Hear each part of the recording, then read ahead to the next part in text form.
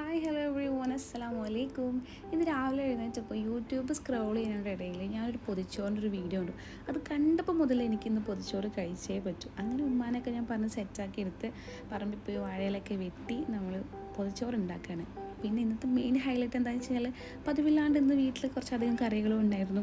അങ്ങനെ ചോറും മീനച്ചാറും ചമ്മന്തിയും വാഴയുടെ കൂമ്പ് പോലത്തേതും കൂർക്കത്തോരനും പിന്നെ ഒരു ചീരത്തോരനും മുട്ട പൊരിച്ചതും പിന്നെ ഒരു ചിക്കൻ റോസ്റ്റും പിന്നെ മെയിൻ ഹൈലൈറ്റ് എൻ്റെ ഈ പൈനാപ്പിൾ കറിയാണ്. നമ്മൾ പൊതുവേ പൊതിച്ചോറിൻ്റെ കൂടെ അങ്ങനെ പൈനാപ്പിൾ കറി ഒന്നും കണ്ടിട്ടില്ല. ബട്ട് എൻ്റെ പൊതിച്ചോറ് ഇങ്ങനെയാണ്.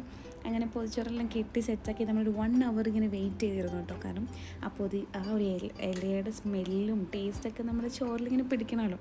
അങ്ങനെ 1 മണിക്കൂർ ഞാൻ കാത്തിരുന്ന് ലാസ്റ്റ് തുറക്കുമ്പോൾ നല്ല അടിപൊളി സ്മെല്ലും നല്ല അടിപൊളി ടേസ്റ്റായിരുന്നു. എനിവേസ് താങ്ക്സ് ടു ഉമ്മ എൻ്റെ ആഗ്രഹം സാധിച്ചു തന്നതിൽ.